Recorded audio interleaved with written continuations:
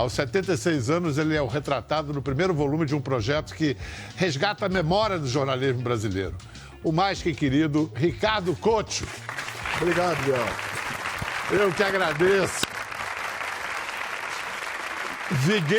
Viguetes Couto, você ainda mantém o alemão nos trinques, a sua primeira língua? Eu levo 2 dias para voltar a falar, sabe? Quando eu encontro gente que fala alemão, porque hoje está cada vez mais difícil aqui em São Paulo você encontrar gente que fala alemão. Porque até os 6 anos de idade você só falava alemão. E, inclusive, foi essa conquista da língua portuguesa que te fez gostar da escrita e que acabou te fazendo de você um jornalista. Meu pai assinava o Estadão, né? E quando eu entrei na escola, no primário, né, eu tinha dificuldade para falar português e para escrever português, né? E aí lia muito jornal. Foi a minha escola de jornalismo, foi ler o Estadão que meu pai assinava. Ainda hoje você lê o jornal no papel? Sim, adoro. O cheiro é o mesmo? Não, acho que agora não tem mais cheiro. Não tem mais cheiro? Não, essa folha nova... Essa folha nem sujar as mãos, suja as mãos. Agora, curioso que o Couto passava as férias em Caraguatatuba e foi lá que fez a primeira cobertura, assim, a batismo de fogo dele, já no Estadão com 18, 19 anos. De 18 para 19, eu tinha acabado de fazer 19. Teve uma chuva... Não, a chuva foi uma catástrofe. A Serra do Mar desabou em cima da cidade. Acabou a estrada, acabou tudo. Veio toda a Serra do Mar, daquela região, para cima da cidade. Teve mais de 400 mortos. Foi uma das maiores tragédias do Você já estava lá ou o Estadão te mandou? Não, o Estadão me mandou. Aí que é graça. Porque eu tinha passado as férias lá. E lá eu conheci a namorada que viria a ser minha mulher por 50 anos, né? Tudo tem a ver com o Caraguatatuba. Olha só. Só que como a estrada acabou, o chefe de reportagem era o Clóvis Rossi, né? Grande jornalista brasileiro. Aí eu perguntei para ele, Rossi, mas como é que eu vou chegar lá? Não tem mais estrada. Ele falou, meu filho, você sabe me perguntar? No primeiro posto rodoviário que você encontrar, você pergunta como é que faz e vai em frente. Foi o que eu fiz. Aí eu aprendi isso. O que o repórter faz? Audálio Dantas. Audálio Dantas falou isso aí. O que é um repórter? É o cara que pergunta. É o cara que pergunta. E essa lição, eu repito sempre, né? Porque hoje em dia, não sei porquê, todo mundo virou meio comentarista, editorialista, tem opinião e tal. Então, o jornalista, o repórter, né? Ele não pergunta, ele tem uma tese já pré-estabelecida na reunião de pauta e tal, e faz poucas perguntas, ele só confirma aquilo que ele já achava. Entende? Meio como se saísse da redação já sabendo a história que ia contar, quando na verdade o bacana é quando você descobrir. A realidade contraria a pauta. Claro. É melhor no momento. Essas são as melhores matérias. Tem outra coisa também no perfil, né, na constituição de um grande repórter. Tem que dar sorte. É verdade que a sorte do repórter, em geral, é falta de sorte de alguém. Mas, no seu caso, qual foi o grande lance de sorte que você deu? Eu dei muita sorte. É a tal história, a sorte só vem se você está na rua. Sabe? Na redação, dificilmente você vai dar um furo. Né? Você tem que estar...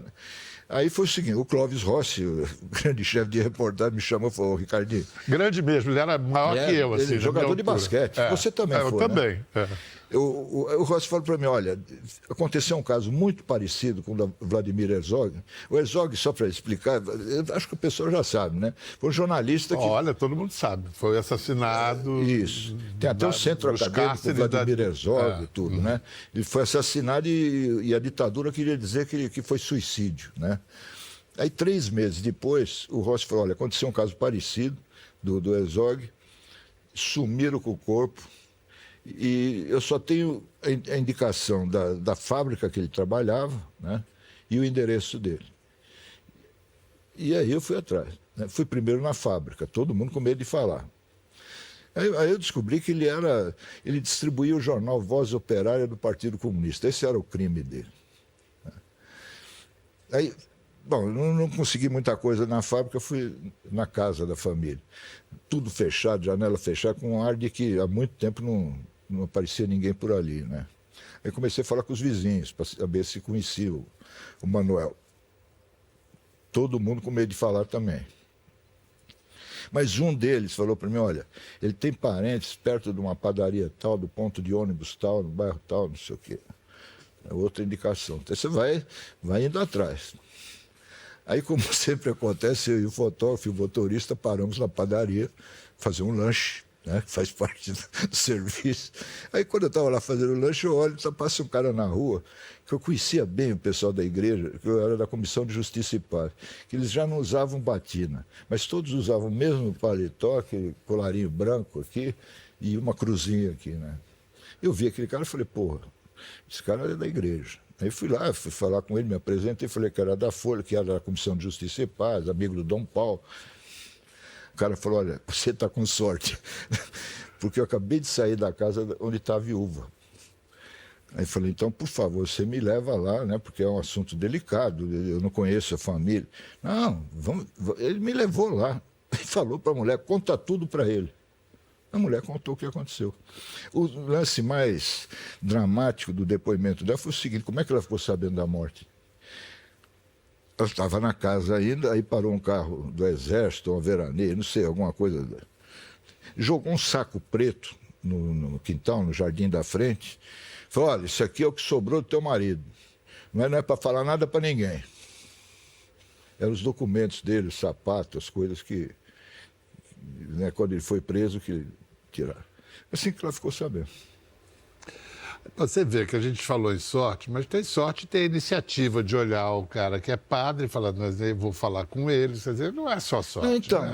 mas se eu não tivesse ali na padaria, se estivesse na redação reclamando da vida, lendo o jornal... E vocês, caros estudantes, colegas de jornalismo, vocês sabem da campanha das diretas já, né? Estudaram a história do Brasil.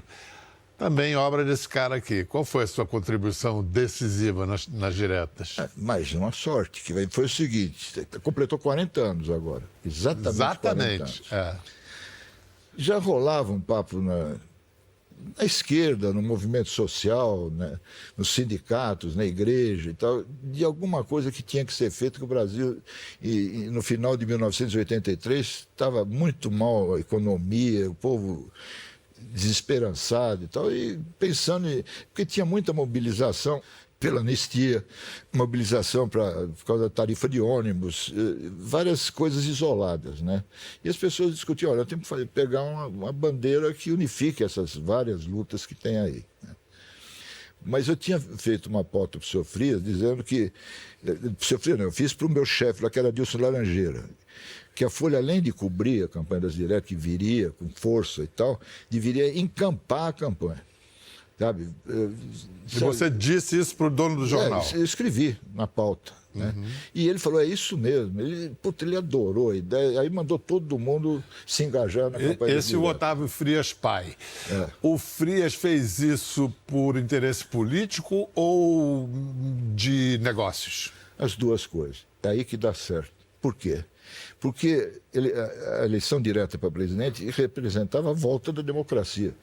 Que era do interesse do jornal e era bom para os negócios. E para o país também. Isso. Então, e para o jornal virou o Jornal das Diretas. Você é amigo do Lula há 40 anos. Mais. Mais de 40 anos. Tem falado com ele desde que ele voltou ao poder? Eu tive com ele 2 meses atrás.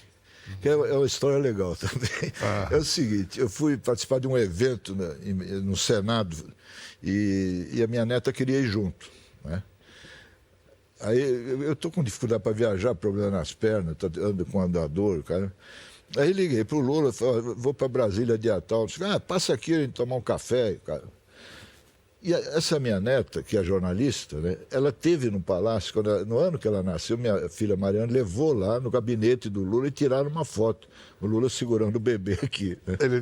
Primeiro mandato. Primeiro mandato, 2004. E a minha filha guardou essa foto e a Laura levou a foto para o Lula. O Lula ficou com lágrimas nos olhos, comovido, e tirou a nova foto agora com a menina de 21 anos. Barato, né? que barato. O que aconteceu foi o seguinte, o café durou a tarde inteira. Os assessores lá falaram, pô, presidente, o ministro está na fila aí, está esperando, tem o evento não sei aonde. Calma. E ele gosta de... Esse é um contador de história, ele gosta de... Ele contou a vida toda todinha dele para a Laura.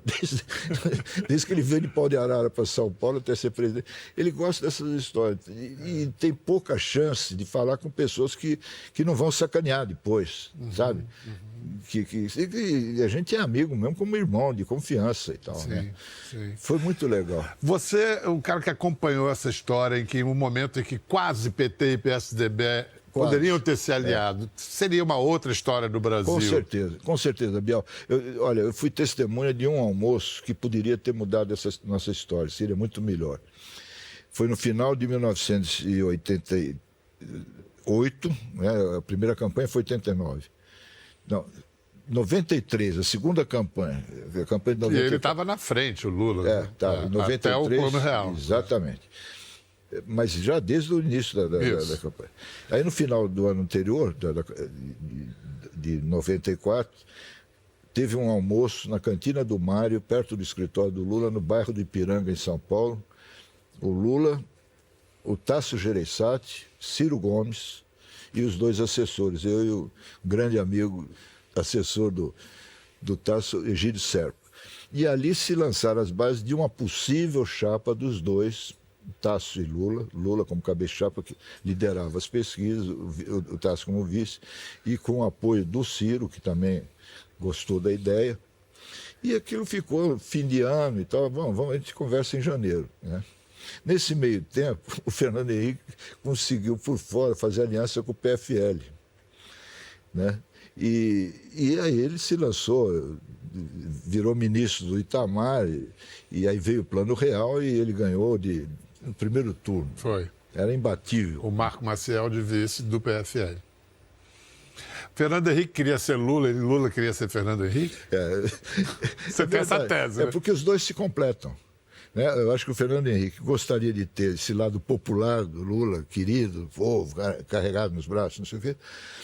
E o Lula gostaria de ter os títulos, né, a nobreza, tudo do Fernando Henrique. Aliás, são até hoje as únicas lideranças nacionais que realmente eu acho que melhoraram a vida desse país, mudaram, né, na primeira metade do século, sabe? Na segunda metade do século eles fizeram a história do Brasil. Qual é a crise, então, Couto? É o cocô de coelho? Olha, eu ouço falar em crise, morte da imprensa impressa e tal, há muitos anos. Eu me lembro que uma vez convidaram o Zé Hamilton Ribeiro, que era do Globo Rural, o maior repórter brasileiro do século passado, e desse também. E nós fomos de carro para o Rio para participar de um debate na ABI, na Associação Brasileira de Imprensa. E o tema é A Reportagem Morreu.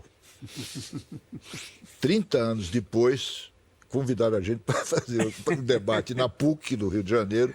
A reportagem morreu. O Zé falou, contou, né, que a gente está discutindo isso há 30 anos. Falou, morreu, mas passa bem. A reportagem eu não sei, mas eu estou aqui ainda. Sabe? Então, não vai morrer nunca. Olha, crise sempre tem. Aliás, a internet foi a maior revolução nas comunicações humanas desde o alemão Gutenberg. Sim. Né? Mexeu com tudo e ainda está em processo. E será ainda muito claro, mais. ainda tem muito ainda. Agora, tem uma coisa. Pode inventar o que quiserem. Inteligência artificial, Elon Musk ir para o espaço ou para outro lugar. Mas o repórter é insubstituível na caça, no garimpo da informação.